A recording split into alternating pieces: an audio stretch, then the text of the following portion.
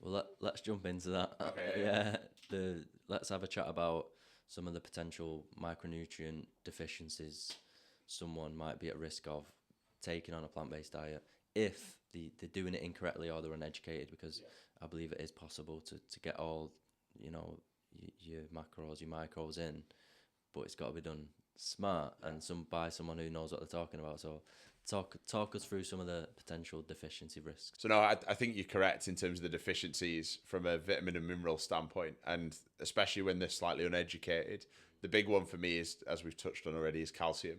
So from a calcium perspective, what I find is the lack of dairy products decreases the opportunity for calcium.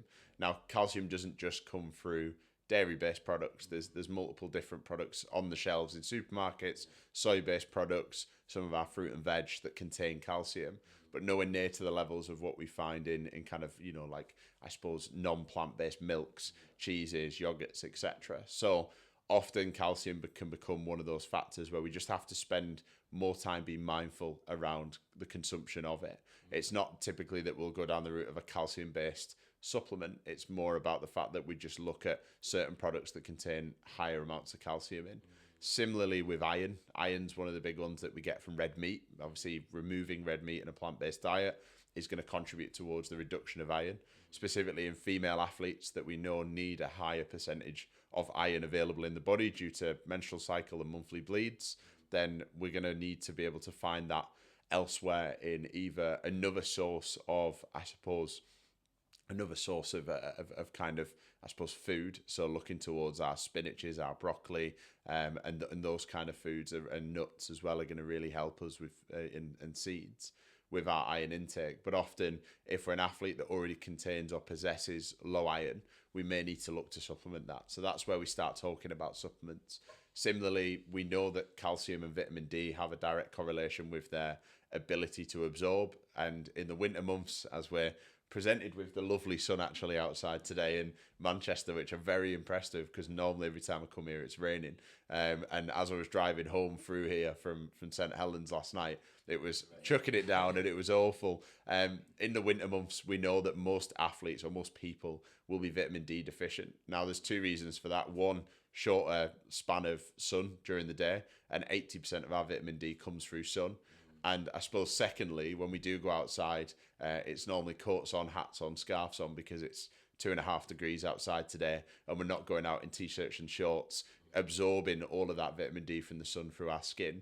And the UV levels are a lot lower as well, which then causes obviously less vit D.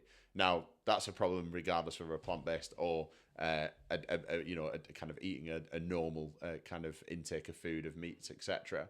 But the correlation with calcium is interesting, because if we don't have that calcium available to absorb, the challenge is then going to be that if we aren't then putting the vitamin D in to support the absorption of calcium, we're even like almost kind of uppercutting ourselves and giving ourselves a left hook at the same time when it comes to bone health. So the key is to firstly focus on and prioritize calcium-based foods, and then support yourself with a vitamin D supplement to enhance the absorption of the calcium that is going into the body.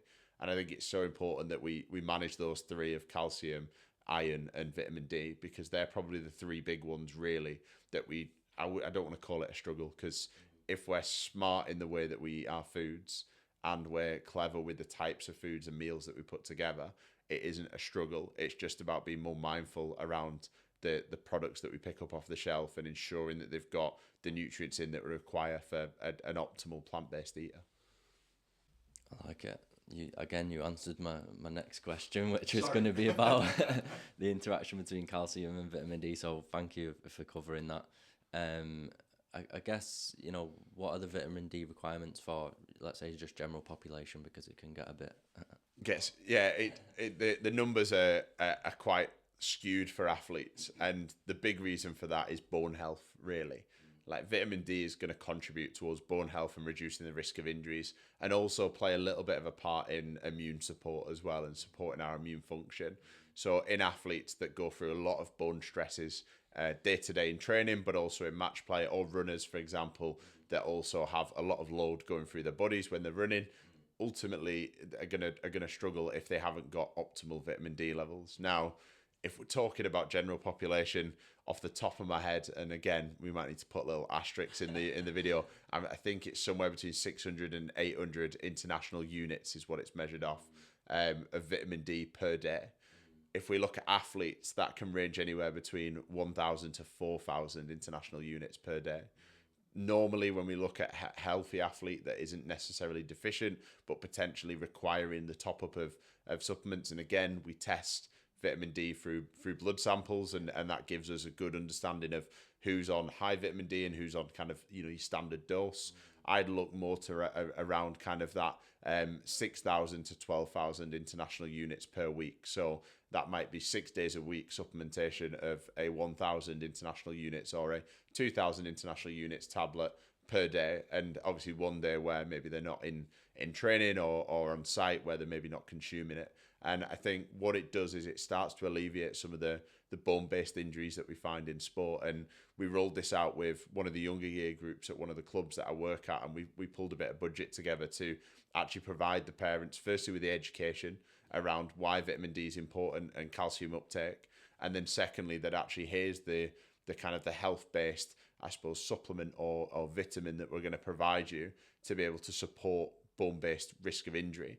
And what we found, and it was quite anecdotal, we didn't measure it in terms of like percentages, but we found from a kind of eyesight and vision that a lot less athletes were coming down with bone-based stresses and small kind of shin splints, kind of like back-related issues, etc., and hip avulsions, which are often kind of subject to bone-based injuries. So we kind of started to conclude in a very small, and again, being a published researcher, I know it's not the best way to go about kind of working it out, but through conversations with the team, realizing that actually what we're doing is somewhat effective. Now it might have been a fluke, but we ran that for the next 3 seasons and saw pretty much the same with that same age group moving through the years. So I think with vitamin D, the sole purpose of it is to support bone-based, I suppose, health and the uptake of calcium. And in terms of, I suppose, dosages, and like I said, I'm hoping I'm right with 600 to 800. I'll be Googling it after this.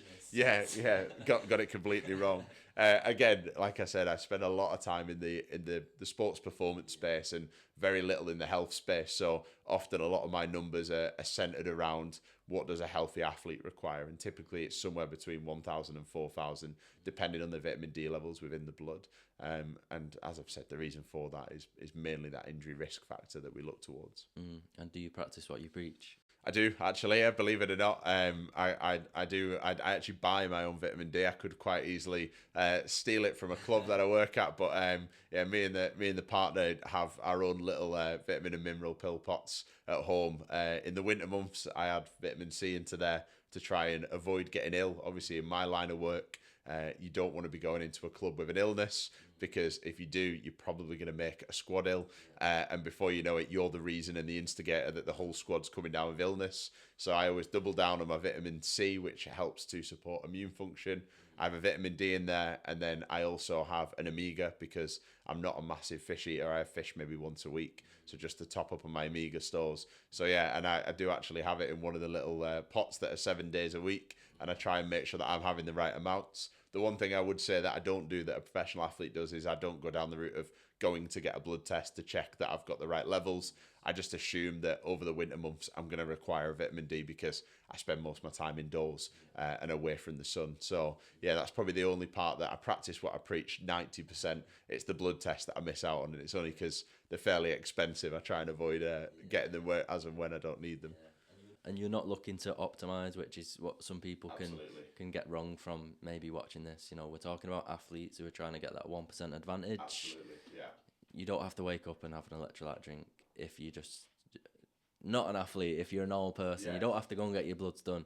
Obviously, if you want to and do that, amazing. But we're talking about athletes that are trying to gain that edge, really, aren't we? I think in the environment I find myself within, and I suppose living out my dream as wanting to be an athlete and never quite getting there, I think I still see myself as, what can I do to optimize, my running or my training? And, I'm not training for anything specifically, but I'd like to run and I like to go to the gym and take part in, sessions. So it's like, how can I use my knowledge to benefit myself and also be a bit of a, I suppose not a role model because that's probably a bit too high up, but showing that I'm doing the right actions and the right things so that the athletes that I speak to, I don't feel fraudulent talking to them. You know, if I'm kicking off at an athlete because they've not touched their morning pill pot with the vitamins and mineral pills in there that we've specifically designed for them because of a blood test, but then I've got a pill pot sat at home that has, you know, 7 days worth in that I've not touched for weeks because I've been too busy, which is normally their excuse, then I can't go at them to tell them that they need to do the right things. Or likewise in the morning, if I'm pulling, you know, professional rugby players up or professional lacrosse players up for having a coffee first thing in the morning with the breakfast when they wake up, when they're on a camp, and then I'm sat there with a coffee while I'm sipping the coffee telling them they shouldn't be having that, they should be having an electrolyte-based drink, and then going for the coffee 90 minutes later, I look very contradictory. So I think it's trying to almost, yes, like you say, some of this stuff is very kind of high level 1%, but at the same time, I think there is elements and parts of it that we can build into our daily life just to optimize generally. Thank you for tuning in. If you enjoyed that clip, click here to get the full episode, and don't forget to subscribe.